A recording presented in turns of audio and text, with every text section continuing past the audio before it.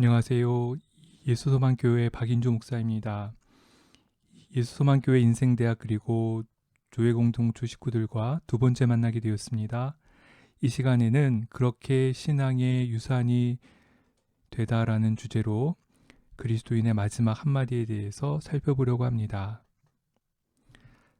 사전에서는 유언이라는 단어를 죽음에 이르러 부탁하여 말을 남김이라고 설명합니다. 마지막으로 남기는 한마디지요.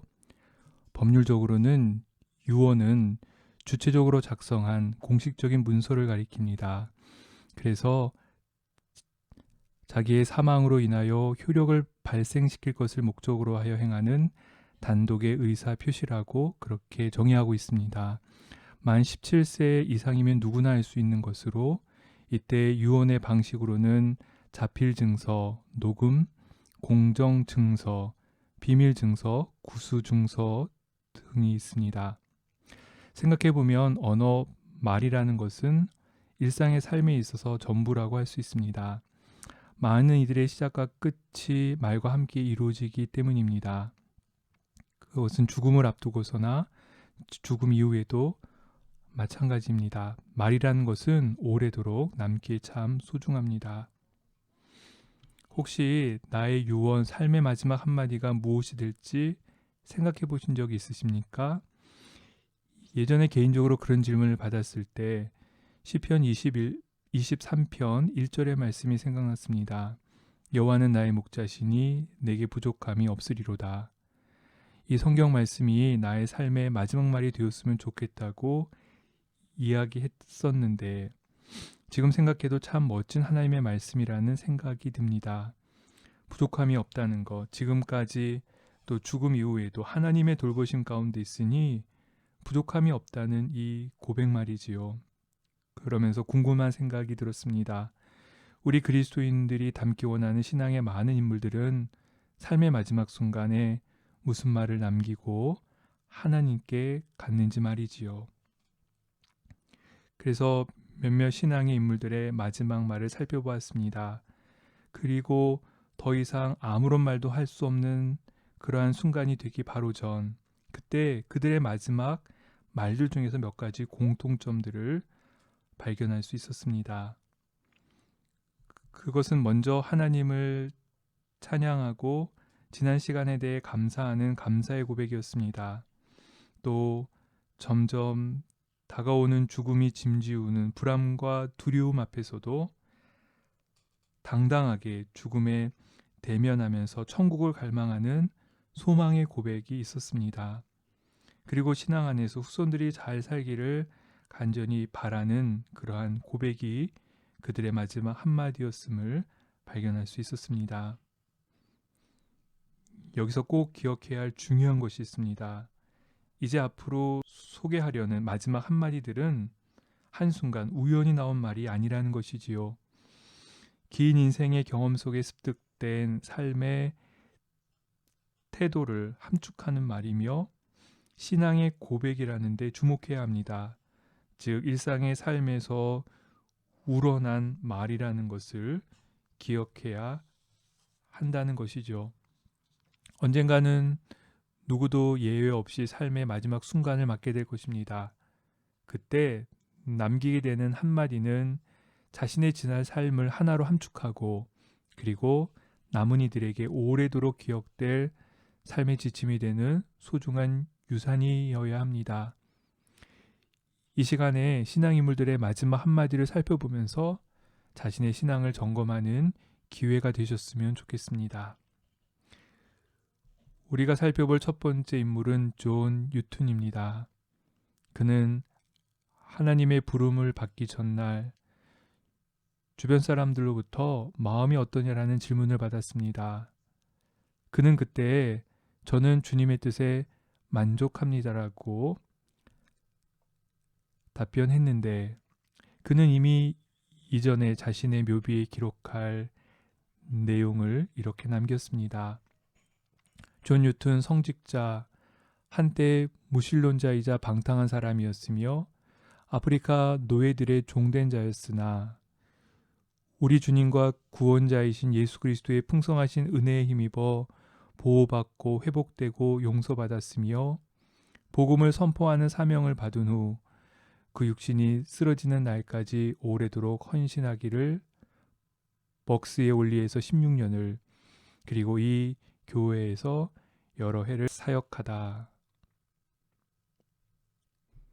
존 뉴턴은 노예 상인으로 제일 먼저 떠오르실 텐데 그는 노예 상인 또 노예선의 선장으로 아프리카에서 수많은 흑인들을 사로잡아 아메리카 대륙에 팔아넘겼습니다. 그러던 어느 날 토마스 아켄피스의 책 그리스도를 본바다를 읽으면서 깊은 깨달음을 얻고 그 그리스도인이 되고 그 후에 자신이 운영하던 노예선을 정리합니다. 이후 영국 국교회 목사로 복음 전도자의 삶을 삽니다. 그리고 영국에서 노예제도 폐지를 주도한 윌리엄 윌버포스와 우정을 쌓으며 노예제도 폐지 운동에도 적극 참여합니다. 존 뉴턴은 목사가 된 후 수년간 주님의 일을 하면서도 마음속에 지워지지 않는 한 가지 두려움이 있었습니다. 아무리 주님이 모든 사람의 죄를 짊어지셨다고 하지만 나 같은 자신 같은 노예 상인의 죄까지도 용서받을 수 있을지에 대해서 항상 불안한 마음이었습니다. 그래서 그는 자신의 집안 벽에 이사야 43장의 말씀 내가 내 눈에 보배롭고 존귀하며 내가 너를 사랑하였음즉 이 성경 구절을 써붙여 놓고 마음이 떨릴 때마다 읽었다고 합니다. 뉴턴은 하나님의 부름을 받기 몇 해 전인 1803년 6월 13일에 작성한 유서에서 자신의 삶을 회고하며 이렇게 기록했습니다. 나는 나의 영혼을 자비로운 하나님과 구원자께 맡기는 바이다. 주께서는 내가 배반하여 신성모독자요 무신론자일 때에도 은혜를 베푸시어 나를 지켜주시고 보호해 주셨으며 내가 완악함과 사악함 때문에 아프리카 해안에 던져져 비참한 상황에 빠지게 되었을 때도 나를 건져 주셨다. 또한 주께서는 가장 무익한 종과 같은 나에게 영광스러운 복음을 선포할 수 있도록 기꺼이 허락해 주셨다. 주께서는 나를 지키시어 불확실한 내 인생의 남은 부분도 인도하실 것이고 그 후에는 나를 그분이 임재하시는 천국에 받아 주실 것이다. 나 같은 죄인 살리신 주 은혜 놀라워 잃었던 생명 찾았고 광명을 얻었네. 우리가 잘 아는 찬송과 나 같은 죄인 살리신의 한 구절입니다. 유투는 주일 예배를 위한 찬송가를 많이 지었는데 그 중에 하나였습니다. 죄와 죽음의 두려움을 물리치게 하신 주님의 은혜와 그 선물로 주신 영생에 감사하는 귀한 찬송입니다. 우리 삶의 마지막 말이었으면 좋을 그런 감사의 고백이지요. 여기 하나님의 귀한 약속의 말씀이 있습니다. 로마서 8장 38절과 39절의 말씀입니다. 내가 확신하노니 사망이나 생명이나 천사들이나 권세자들이나 현재일이나 장래일이나 능력이나 높음이나 깊음이나 다른 어떤 피조물이라도 우리를 우리 주 그리스도 예수 안에 있는 하나님의 사랑에서 끊을 수 없으리라. 아멘. 두 번째 살펴볼 인물은 종교개혁자 장 칼뱅입니다. 장 칼뱅은 죽기 20여일 전 자신의 가까웠던 동료에게 보낸 편지에서 자신이 앞둔 죽음을 생각하며 이렇게 마지막 인사를 합니다. 1564년 5월 2일 제네바에서 파렐에게 작별을 고합니다. 나의 가장 귀하고 고결한 친구여. 믿는 자들에게 모든 것 되시는 그리스도를 위해 살다가 죽으니 부족함이 없습니다. 다시 한번 그대와 형제들에게 작별을 고합니다. 안녕. 종교개혁자 칼뱅은 마틴 루터와 즈빙글리에 의해 본격적으로 시작된 종교개혁을 완성한 인물입니다. 그는 자신의 생애 중에 사랑하는 이들의 죽음을 여러 차례 겪어야만 했습니다. 6살 때 어머니 잔느가, 그리고 이후 아내와 자녀를 먼저 보내는 아픔을 겪습니다. 그의 아들 자크는 이 땅에 태어난 지 2주 만에 죽고, 그리고 그 후 7년 후에 아내 이델레트가 죽습니다. 그럼에도 칼뱅은 죽음은 동시에 두려우면서 위로됨이라고 설명합니다. 그는 죽음 이후 하나님 앞에 죄인으로 서게 되는 것에 대해 두려워했습니다. 그런데 하나님을 알아가면 알아갈수록 우리 그리스도인은 죽음을 두려움과 함께 기쁨으로 기다리는 중에 영적인 성장도 경험한다고 설명합니다. 그래서 그리스도인은 죄인으로서 죽음을 두려워하지만 의인으로서 죽음을 기쁨으로 기다린다라고 담대히 이야기할 수 있었던 것이지요. 인간은 죽음에 대해서만 아니라 죽을 운명 그 자체에 대해서도 잊어버리고 산다라고 칼뱅은 날카롭게 지적합니다. 마치 죽음이 내게는 전혀 미치지 못할 것처럼 말이지요.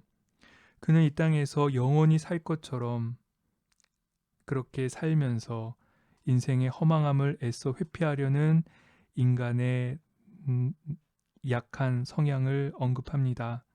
이것이 죽음을 대하는 인간의 일반적인 모습이라고 말합니다. 하지만 그리스도인은 그렇지 않다며 그의 대표저서인 기독교 강요에서 이렇게 설명하고 있습니다.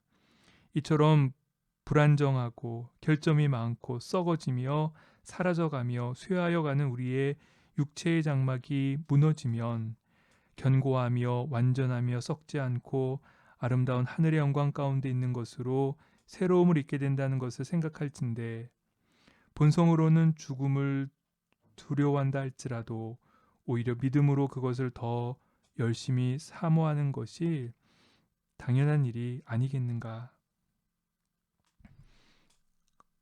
칼뱅이 죽음을 앞두고 있을 때 자신을 찾아온 제네바 목회자와 교회 지도자들에게 자신이 죽은 후에도 낙담하지 말고 하던 일에 몰두할 것을 권면합니다. 그리스도를 위한 삶에 만족함으로 감사했기에 그는 그의 삶의 마지막에 이런 권면을 할 수 있었던 것이지요. 이 모습은 마치 바울이 예루살렘으로 향하기에 앞서 마지막으로 얼굴을 보는 것이 될지도 모를 에베소 장로들과 함께 기도하며 전하고 권면하던 말과 같은 것이었습니다. 사도행전 20장 22절 이하의 말씀입니다. 보라, 이제 나는 성령에 매여 예루살렘으로 가는데 거기서 무슨 일을 당할는지 알지 못하노라. 오직 성령이 각 성에서 내게 증언하여 결박과 환난이 나를 기다린다 하시나 내가 달려갈 길과 주 예수께 받은 사명 곧 하나님의 은혜의 복음을 증언하는 일을 마치려 하면은 나의 생명조차 조금도 귀한 것으로 여기지 아니하노라. 계속해서 살펴볼 인물은 많은 찬송가를 작사한 페니 크로스비입니다. 인내하신 구세주여 나의 갈 길 다 가도록 나의 영원하신 기업 예수를 나의 구주 삼고 등과 같은 감동적인 찬송을 작사했습니다. 그는 하나님의 부름을 받기 전날 저녁 딸의 죽음으로 슬픔에 잠긴 친구에게 위로의 시 한 편을 받아 쓰게 합니다. 그리고 평생 바라고 소망하던 주님 얼굴 뵙는 그날을 맞이합니다. 그녀가 72세에 작시한 왕의 궁정 안에서를 바탕으로 한 찬송가 후일의 생명 그칠 때의 일부입니다. 후일의 생명 그칠 때 여전히 찬송 못하나 성부의 집에 깰 때에 내 기쁨 한량 없겠네. 내 주 예수 배울 때에 그 은혜 찬송하겠네. 페니가 세상에 태어났을 때 그녀의 눈에 고름 같은 이물질이 끼어 있는 것을 발견했습니다. 하지만 의사가 멀은 곳에 살고 있어서 안절부절만 하고 있었죠. 우연히 마을에 머물고 있던 한 의사로부터 치료를 받게 됩니다. 하지만 그로 인해 결국 앞을 보지 못하는 시각 장애인이 됩니다. 하지만 그럼에도 신앙심 깊은 할머니의 돌봄과 격려 그리고 믿음으로 그녀는 어려움을 극복합니다. 그녀는 평생을 시각장애인으로 살며 남들처럼 일상적인 것을 볼 수 없었습니다. 하지만 보이는 것이 없어도 분명하게 들려오는 하나님의 말씀에 이끌려 삶을 살았습니다. 또 그 중에 남들이 보지 못하는 것을 보았지요. 그것은 하나님이 베푸신 헤아릴 수 없는 은혜였습니다. 그래서 그녀의 삶은 감사로 충만했고 96세의 생을 사는 동안 만여 편이 넘는 찬송시를 지을 수 있었습니다. 그녀는 이런 고백을 합니다. 만약 하나님께서 나에게 볼 수 있도록 허락해 주신다 해도 받지 않으렵니다. 저 하늘에 가면 밝은 눈을 주실 것인데 이 세상에서 더럽히지 않은 깨끗한 눈으로 주님의 얼굴을 뵙고 싶습니다. 페니는 1903년에 쓴 글에서 자기 인생의 가장 충격적인 시각장애인이 된 사건에 대해 이런 고백의 기록을 남겼습니다. 저는 왜 그 의사가 엄연히 잘못을 저질렀는데도 그에 대해 배상을 청구하지 않고 있는 것일까요? 이유는 많지만 몇 가지만 이야기해 보려 합니다. 하나는 내가 눈이 먼 것이 의사의 과실이었다 하더라도 하나님의 실수는 아니었다는 것을 알고 있기 때문입니다. 내가 평생 육신의 흑암 속에서 살더라도 이를 통해 하나님을 찬미하는 일을 잘 준비하고 다른 사람을 자극하여 하나님을 찬미하게 하는 것이 그분의 뜻이었다고 나는 확실히 믿습니다.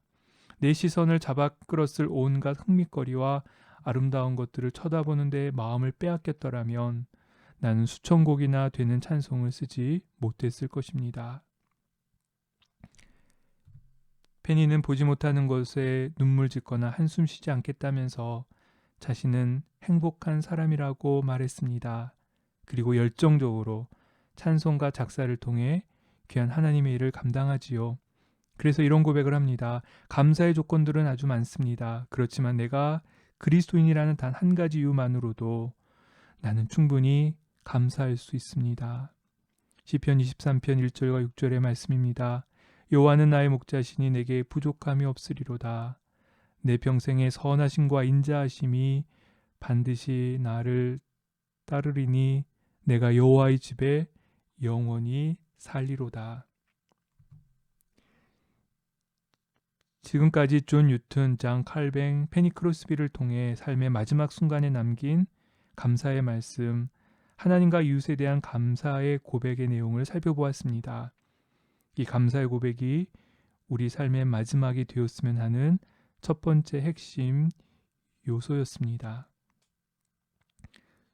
두 번째로 살펴볼 내용은 소망에 대한 것으로 천국을 바라보며 삶의 마지막에 남긴 귀한 고백들을 함께 살펴보겠습니다.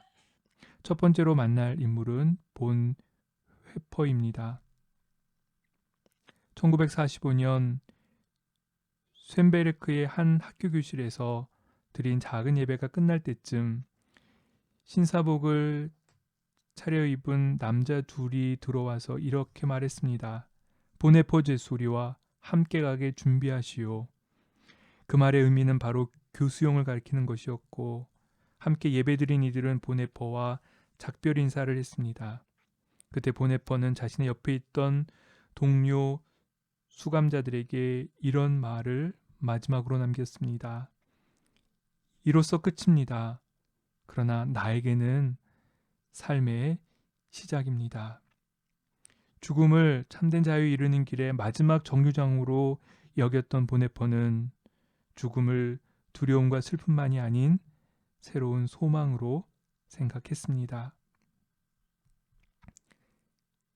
신학자이며 목회자였던 디트리히 본회퍼는 독일의 저명한 정신과 의사인 아버지 칼과 어머니 파울라 사이에서 사남사녀 중 여섯째로 태어났습니다. 이 가정에는 안타까운 죽음이 여러 번 있었습니다. 둘째 형 빅터는 제1차 세계대전 중에 그리고 셋째 형 클라우스는 제2차 세계대전 중에 죽음을 맞습니다. 보네포는 마리아와 약혼한 해인 1943년 독일 비밀경찰에 의해 히틀러 암살을 공모한 죄로 체포되고 그리고 순교하게 됩니다. 안타깝게도 보네포의 죽음 소식을 그의 부모는 독일 베를린에 있는 3층 주택에서 라디오를 통해 진행되는 추모 예배를 통해서야 비로소 알 수 있었습니다. 보네포의 죽음에 대한 신앙적 이해는 1933년 11월 런던에서 목회했던 때에 했던 한 설교에서 분명히 나타나고 있습니다. 그는 이런 말을 합니다. 세상살이가 끝날 때에만 삶은 시작됩니다. 이 세상에 있는 것은 모두 막이 오르기 전 도입에 불과합니다. 죽음이 우리의 본향, 기쁨의 장막, 영원한 평화의 왕국에 이르는 문이라는 것을 우리가 깨닫기만 한다면 죽음은 천상의 능력으로 우리를 손짓하여 부를 것입니다. 우리가 믿음으로 죽음을 변화시키지 않으면 죽음은 지옥과 어둠과 쌀쌀 맞는 것이 되고 말 것입니다. 그러나 놀라운 사실은 우리가 죽음을 변화시킬 수 있다는 것입니다. 이처럼 그는 비록 세상의 불의와 죄악 그리고 죽음이 승리한 것 같은 상황에서도 예수 그리스도 안에 감춰진 영원한 생명을 목도했습니다. 그리고 그것을 감사하는 중에 순교의 자리에 이를 수 있었습니다. 그리스도인은 죽음을 일상적인 관점과는 전혀 다른 새로운 시선으로 바라봅니다. 그래서 당연하게 여기던 죽음의 두려움과 공포를 예수 그리스도 안에서 믿음의 눈으로 생각하지요. 그리고 그 가운데서 하나님이 주시는 새로운 생명을 얻습니다. 갈라디아서 2장 20절의 말씀입니다. 내가 그리스도와 함께 십자가에 못 박혔나니 그런즉 이제는 내가 사는 것이 아니요 오직 내 안에 그리스도께서 사시는 것이라. 이제 내가 육체 가운데 사는 것은 나를 사랑하사 나를 위하여 자기 자신을 버리신 하나님의 아들을 믿는 믿음 안에서 사는 것이라. 아멘.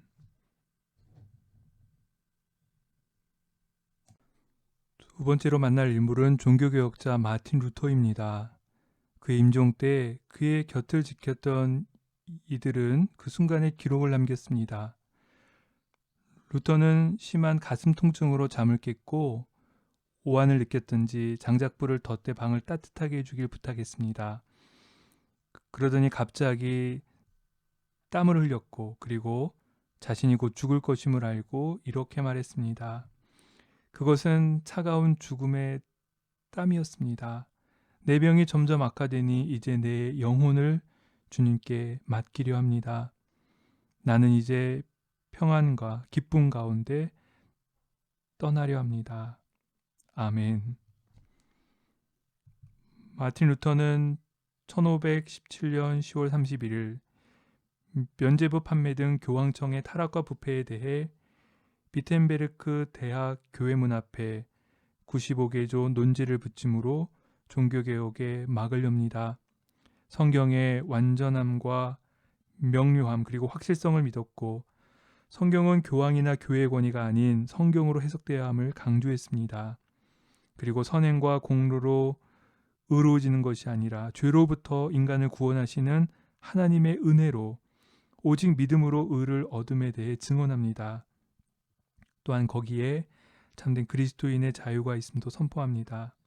그가 마지막 숨을 거둘 때까지 그의 숙적인 교황과의 싸움으로 그는 자신의 묘비명을 살아있는 동안에 나는 당신의 전염병이었고 죽을 때 나는 당신의 죽음이 될 것이요 오 교황이라고 준비했다고 합니다. 그가 얼마나 넘치는 활력과 열정을 가지고 하나님의 사람으로 활동했는지 알 수 있습니다. 루터는 특히 노년에 자주 나타났던 이명, 극심한 통증이 따르는 요도결석, 순환기 장애와 심장의 일시적인 정지, 악마가 주는 시련이라고 생각했던 우울증, 사망 원인이 된 발작을 동반한 협심증 등 여러 육체적 고통을 겪었습니다. 그럼에도 자신의 질병에 맞서 이런 고백을 합니다. 그리스도가 오셔서 무덤을 두드리며 일어나라 일어나라 마틴 루터여 일어나라라고 말씀하실 때까지 그리스도인의 육신은 무덤에 누워 잠을 잡니다. 그때 우리는 한순간에 평온하고 기분 좋은 잠에서 깨어나고 영원히 우리 주 예수 그리스도와 함께 행복하게 살게 될 것입니다. 루터는 죽음을 두 번째 창조를 위한 중간 과정이라고 설명합니다. 죽음은 죄로 인한 결과이기 때문에 죽음에 대한 두려움은 누구라도 자연스러운 것입니다. 그래서 사람은 죽음의 두려움을 피하고 싶고 그로 인한 염려와 상실에 힘들어합니다. 그럼에도 그리스도인에게 죽음은 잠드는 것이기에 마치 잠에 빠져들듯이 조용하고 평온하게 죽음을 맞이한다고 루터는 설명합니다. 무엇보다 예수 그리스도는 죽음에서 부활하시고 다시 죽지 않으셨기에 죽음은 주님에게 전혀 힘을 쓰지 못합니다. 그와 마찬가지로 그리스도의 부활과 생명에 참여한 그리스도인에게도 죽음은 아무런 힘을 발휘하지 못한다라고 분명하게 이야기합니다. 주님의 말씀을 가슴속에 새기고 있는 그리스도인은 말씀 속에서 생명을 본다며 루터는 이런 설명을 합니다. 그리스도인에게 있어서 죽음은 잠드는 것이고 이를 통해서 생명으로 옮겨가기 때문입니다. 그러나 신앙 없는 사람은 생명에서 미끄러져 죽음을 영원히 느낄 것입니다.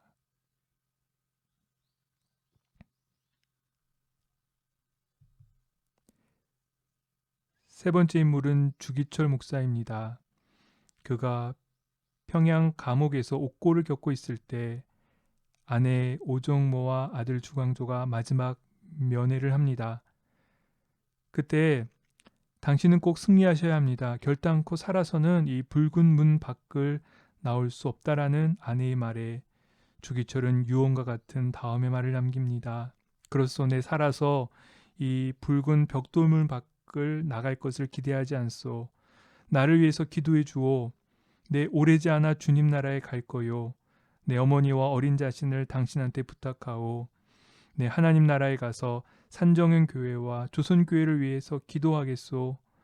내 이 죽음이 한 알의 썩은 미랄이 되어서 조선 교회를 구해 주기를 바랄 뿐이요. 마지막으로 아내 오정모에게 남긴 말은 여보 나 따뜻한 숭늉 한 그릇 마시고 싶은데 였다고 합니다. 이런 유언의 말을 남기고 그 자리에서 쓰러지자 바로 간수들이 감방으로 옮겼습니다. 죽은 듯 누워있던 그는 1944년 4월 21일 밤 9시경에 하나님의 부름을 받습니다. 경상남도 창원군에서 태어난 주기철은 오산학교에 진학해 이승훈, 조만식에게서 신앙적인 많은 영향을 받습니다. 그리고 언더우드가 설립한 연희전문학교에 이기생으로 입학합니다. 학교 생활 중에 안질이 악화되어 휴학을 하고 고향으로 내려와 치료를 받습니다. 1920년 9월에 있었던 한 부흥 사경회에 참석해 김익두 목사님의 성령을 받으라라는 제목의 설교를 듣고는 자신이 하나님 앞에 엄청난 죄인임을 깨닫게 되고 통회하는 경험을 합니다. 그리고 1922년 3월 봄학기부터 평양에 있던 장로회 신학교에서 신학 수업을 받습니다. 주기철 목사는 가장 확실한 죽음을 준비하지 않는 것은 마귀의 속임을 받아 안심하는 것이라고 말합니다.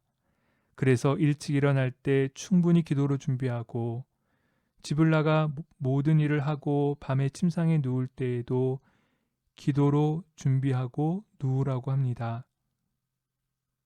즉 내일 또 내년이 내 것이 아님을 강조합니다. 그가 감옥에 갇혀 있다 잠시 석방되었을 때 1940년 2월 첫 주일 평양 산정현 교회에서 마태복음 5장 11절과 12절 그리고 로마서 8장 31절에서 39절의 말씀으로 마지막 설교를 합니다. 그는 그 설교에서 이렇게 말합니다. 주님을 위하여 100번 죽어도 좋지만 주님을 버리고 100년 1000년 산다 한들 그 무슨 삶이리요. 오 주여, 이 목숨을 아끼어 주님께 욕되지 않게 하시옵소서. 이 몸이 부서져 가루되어도 주님 계명을 지키게 하시옵소서. 주님, 저를 위하여 죽으셨거늘 제가 어찌 죽음을 무서워 주님 모르는 채 하오리이까. 다만 일사각오가 있을 뿐입니다. 주기철 목사는 인간은 모두 죽음 앞에서 탄식하며 떨고 슬퍼하는데 마귀가 사람을 위협하는 최대의 무기가 바로 죽음이라고 합니다. 아담과 하와의 범죄 이후 황제와 장수와 재상, 성현, 군자, 위인, 거린 모두 죽는데 그 중에는 불쌍하고 비참한 죽음도 있음을 전하면서 성도들에게 이렇게 말합니다. 나의 사랑하는 교우 여러분, 그리스도의 사람은 살아도 그리스도인답게 살고 죽어도 그리스도인답게 죽어야 합니다. 죽음이 무서워 예수를 저버리지 마십시오. 마태복음 5장 11절과 12절의 말씀입니다. 나로 말미암아 너희를 욕하고 박해하고 거짓으로 너희를 거스러 모든 악한 말을 할 때에는 너희에게 복이 있나니 기뻐하고 즐거워하라. 하늘에서 너희의 상이 큼이라. 너희 전에 있던 선지자들도 이같이 박해하였느니라. 지금까지 보네퍼, 마틴 루터, 주기철을 통해 삶의 마지막 순간에 남긴 소망의 말씀, 즉 죽음으로 모든 것이 끝나는 것이 아닌 그 후에 천국을 소망하며 바라보았던 신앙인들의 고백에 대해 살펴보았습니다.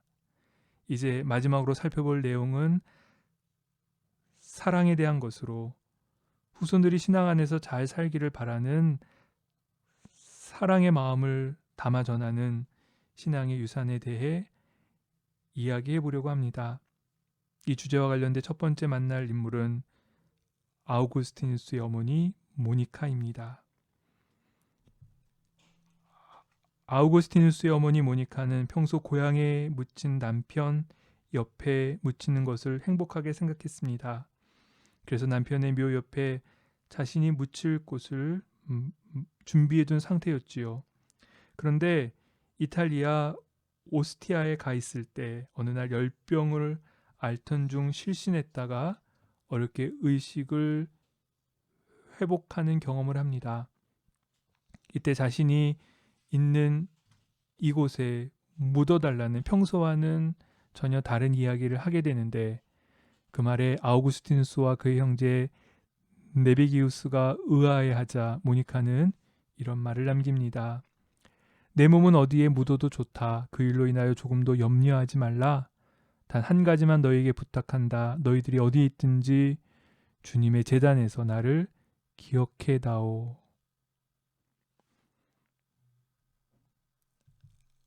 아우구스티누스의 고백록 제9권 11장 이후에 모니카의 죽음과 관련된 기록이 있습니다.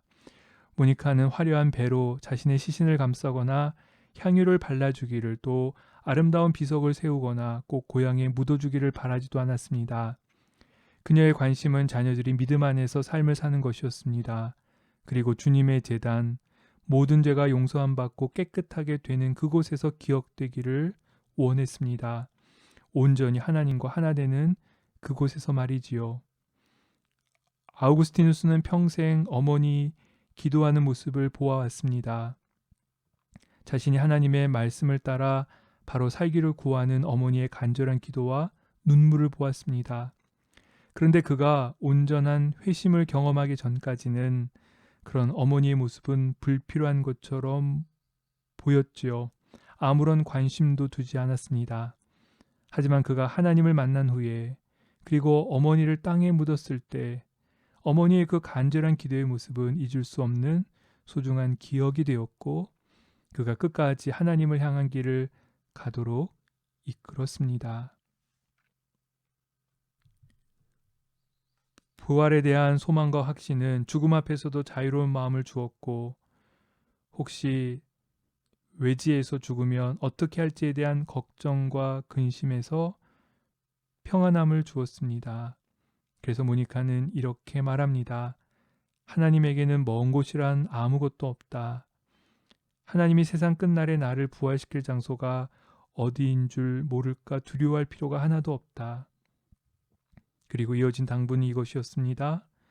너희들이 어디에 있든지 주님의 제단에서 나를 기억해 다오. 모니카의 마지막 유언은 아우구스티누스로 주님의 교회와 영원히 함께하도록 했습니다. 주님의 교회와 영원히 함께하며 하나님의 국률하신 가운데 구원에 이르고 온전한 안식 가운데 있을 어머니를 생각하게 했습니다. 그 한마디야말로 자녀를 위한 가장 소중한 마지막 당부이며 가장 값진 신앙의 유산이었던 것이지요. 요한복음 11장 25절과 26절의 말씀입니다. 예수께서 이르시되 나는 부활이요 생명이니 나를 믿는 자는 죽어도 살겠고 무릇 살아서 나를 믿는 자는 영원히 죽지 아니하리니 이것을 내가 믿느냐. 아멘. 두 번째 인물은 설교의 왕이라는 별명을 가진 영국 목사 찰스 스펄전입니다. 그의 장례식이 진행되었을 때 그의 관 양쪽 끝에 명판에 적힌 글은 이것이었습니다. 영원한 사랑으로 찰스 헤던 스펄전을 추모하다. 켈버던에서 1834년 6월 19일에 태어나고 멘톤에서 1892년 1월 31일에 예수 안에서 잠들다. 나는 선한 싸움을 싸웠노라. 나는 내 여정을 마쳤노라. 나는 믿음을 지켰노라. 스펄전은 임종을 앞두었을 때 의식이 없는 상태여서 주변 사람에게 작별 인사나 특별한 이야기를 남길 수는 없었습니다. 하지만 그가 남긴 마지막 말로 사람들이 기억하는 것은 디모데후서 4장의 말씀, 나는 선한 싸움을 싸우고로 시작하는 바울 사도의 말씀이었습니다. 그 말씀을 그만큼 사랑했고 자주 이야기했기 때문이었겠지요. 그래서 그의 관에도 이 말씀이 기록되어졌던 것입니다. 스펄전은 영국 에섹스 켈버던에서 17남매의 첫째로 태어났습니다. 할아버지는 프랑스 위그노 후손으로 45년 이상 목회한 목사였는데 경제적인 어려움으로 할아버지와 어린 시절을 지내했던 스펄전은 할아버지가 가지고 있던 철로 역정과 순교자 열정을 비롯한 청교도 관련 책을 읽고 영향을 받았습니다. 그의 아버지도 목사였습니다. 그는 부임하는 교회에서 부흥을 이루었는데 1859년 메트로폴리탄 타버나클 교회를 건축하고 매주 1만여 명의 청중에게 복음을 증거했습니다.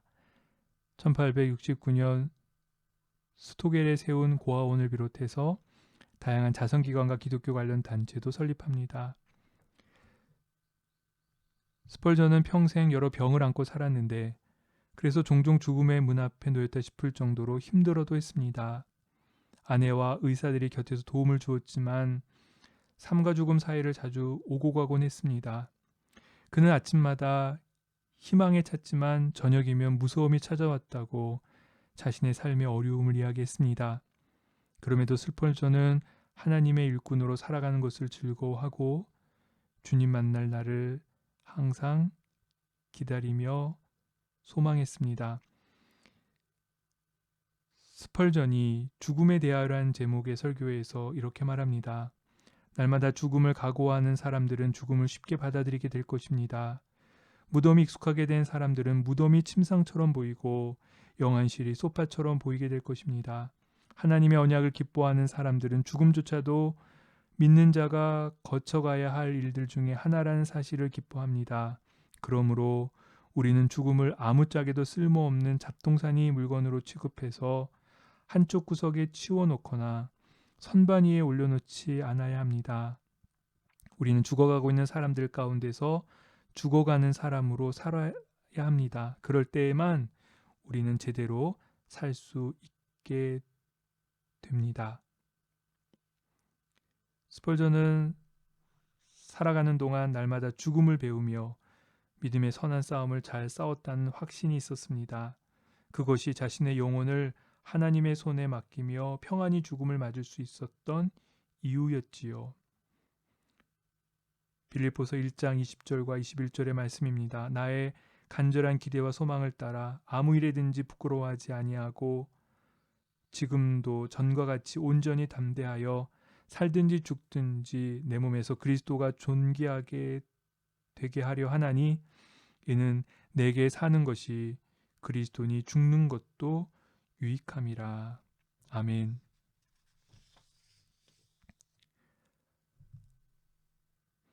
마지막으로 살펴볼 인물은 가난한 이들의 아버지 바보 의사 옥탑방 의사라는 수식어가 붙어있던 장기려 선생입니다. 그는 1995년 12월 25일 서울 중구의 백병원에서 하나님의 부름을 받습니다. 앞서 그가 고신의료원에 입원해 있을 때 아들 장가용에게 묘비에 써달라고 요청한 것은 바로 이것이었다라고 합니다. 주님을 섬기다 간 사람. 장기려 박사는 1911년 일제강점기에 평안북도 용천군에서 태어나 경성의학전문학교를 졸업했습니다. 평양의과대학 외과교수로 재직 중 6.25를 맞고 부산으로 피난하는데 1950년 겨울 이곳에 피난민들을 위해 천막을 짓고 무료 진료를 시작으로 부산 영도에 복음병원을 설립합니다. 이것이 현재 부산 소재 고신의료원의 전신입니다. 이후 가난한 사람들도 치료받을 수 있는 국내 최초의 의료보험조합인 청십자 의료보험조합을 1968년 설립합니다. 은퇴 후에도 1976년 청십자병원을 세워 85세 생을 마치기까지 섬김의 삶을 계속 이어왔습니다. 그는 한국 의료사에 있어서도 간질한 분야에 두드러진 업적도 남겼습니다. 장기려는 의사생활에서 경험한 많은 사례들을 통해 죽음은 생물학적 또는 정신의학적으로 생명의 한 부분이고 과정이라면서 특히 기독 의사로서의 죽음에 대한 이해를 이렇게 설명합니다. 불신자는 생물학적 생명의 보존을 위한 희망으로 끝마치지만 예수 그리스도를 믿는 자는 죽음을 지나 예수님의 영원한 생명으로 이행합니다. 이성이 건전한 사람은 정신이완에 빠지지 않고 소망 중에 죽음을 맞습니다. 기독 의사는 그 소망을 예수 그리스도의 생명으로 인도해 주어야 할 것입니다. 장기려는 육신의 생명만 살리는 의사가 아니라 예수 그리스도 안에서 얻은 영원한 생명을 전하는 사명을 감당하기 위해 전심을 다했습니다.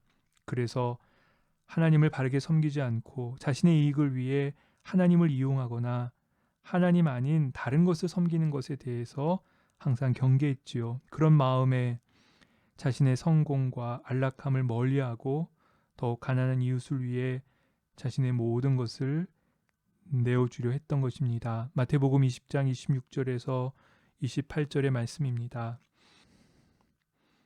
너희 중에는 그렇지 않아야 하나니 너희 중에 누구든지 크고자 하는 자는 너희를 섬기는 자가 되고 너희 중에 누구든지 으뜸이 되고자 하는 자는 너희의 종이 되어야 하리라.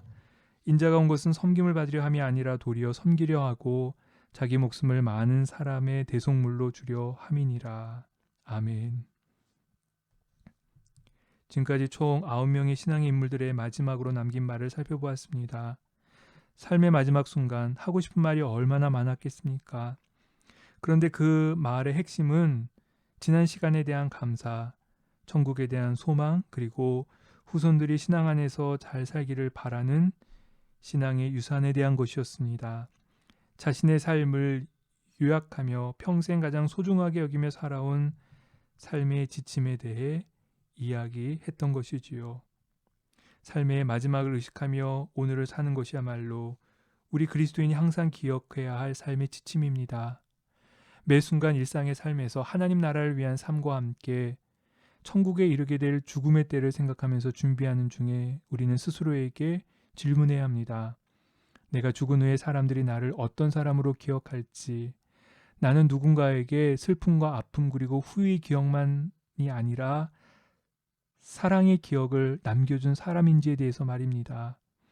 내가 남기게 될 삶의 마지막 그 한마디가 무엇이 될지에 대해서 말이지요. 사실 우리 삶의 마지막 한마디가 너무도 평범한 말일 수 있습니다. 그러나 그 말이 누군가의 가슴 속에 남아 삶의 길을 바꾸기도 하고 새로운 길의 문을 열기도 할 것입니다. 또 가려진 눈으로 세상의 시선에 좌우되던 판단을 보다 선명하게 하는 별과 나침판도 될 것입니다. 하나님의 사람 여러분에게 묻습니다. 그리스도인인 당신이 남길 삶의 마지막 한마디, 그것은 무엇입니까? 그렇게 신앙의 유산이 되다.